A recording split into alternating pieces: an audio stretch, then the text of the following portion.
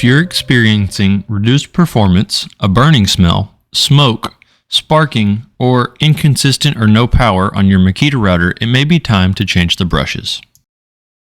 To access the brushes, we'll need to remove the black caps on either side of the router. Once those are removed, we will find the brushes beneath them.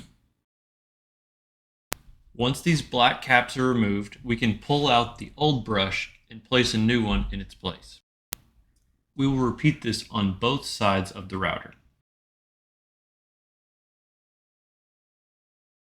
We can now take a new set of brushes and replace the old ones. Place the new brushes in the router. You'll notice they will only fit in one way. With the first brush in place, we can replace the black cap, then we'll flip it over and repeat this on the other side.